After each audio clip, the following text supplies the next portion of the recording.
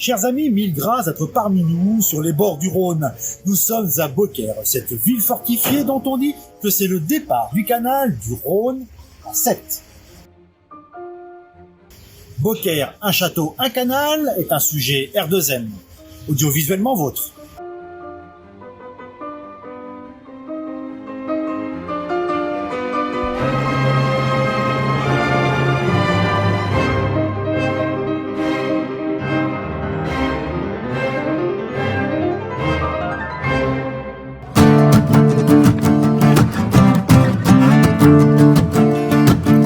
Commençons la visite de Beaucaire par la maison gothique, rare vestige de l'architecture civile médiévale.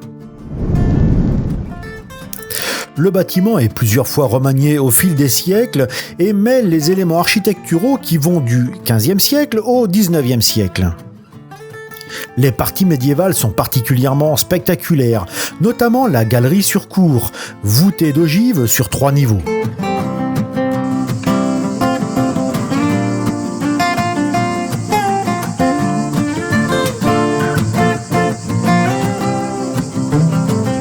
Sur la route romaine reliant Rome à l'Espagne, Beaucaire, qui s'appelait Ugernum, était une étape sur cette voie dominicienne.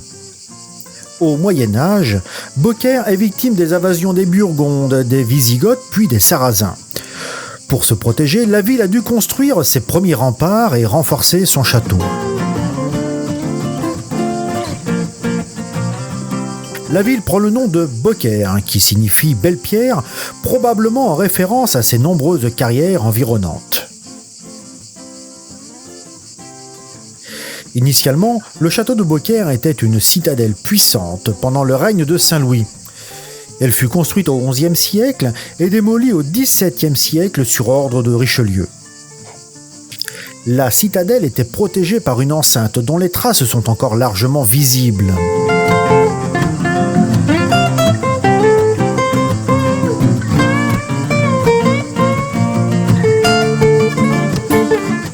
Le donjon, quant à lui, correspond à une tour polygonale perchée sur un éperon rocheux. Successivement oppidum pré-romain, castellum antique, château comtal, forteresse royale, place de sûreté protestante, l'histoire du site se confond avec celle de la région. Du haut de plus de 40 mètres de falaise abrupte, le château de Beaucaire est une sentinelle qui veille sur le Rhône et les portes de la Provence.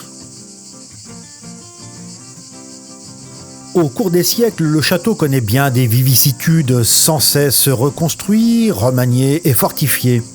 Le premier castellum ayant été détruit par les Wisigoths, la forteresse qui lui succède sera assiégée 5 fois, entre 1616 et 1632, où Louis XIII et Richelieu, qui redoutent sa puissance, ordonnent la même année son démantèlement.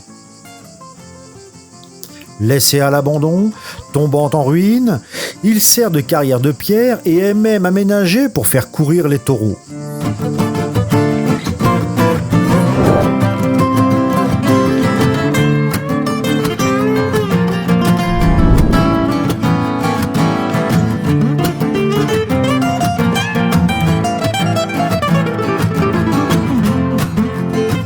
Enrichie par la foire de la Madeleine, la ville se pare au XVIIe siècle d'habitations prestigieuses, les hôtels particuliers. Construits par les plus riches familles beaucairoises, ces immeubles se caractérisent non seulement par leur style lumineux et harmonieux, mais aussi par leur vocation fonctionnelle. En effet, lors des foires, ces édifices sont destinés tant au commerce par des aménagements pour entreposer les marchandises qu'au logement des négociants venus des 4 coins de l'Europe. Ces immeubles ornent aujourd'hui les plus belles artères de la ville de Beaucaire.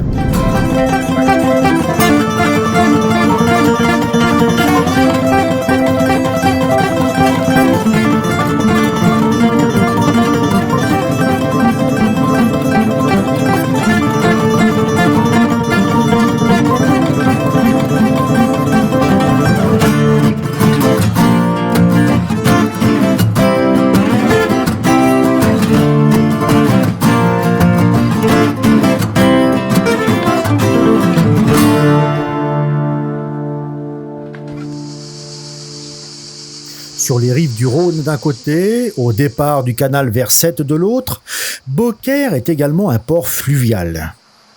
Le canal du Rhône à Sète est le prolongement de l'œuvre initiée par Paul Riquier en 1666, relier la Garonne à la Méditerranée et au Rhône. À la suite du canal du Midi, les travaux débutèrent à la fin du XVIIe siècle et sont laborieux. Pour la partie beaucairoise, les travaux ont débuté en 1774 et entre Beaucaire et Aigues-Mortes, le canal s'étire sur près de 50 km.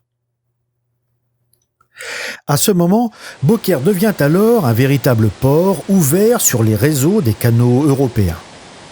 Prenons donc ce canal et laissons Beaucaire derrière nous pour traverser la Camargue et gagner par voie fluviale Aigues-Mortes, notre prochaine étape de ces reportages d'été.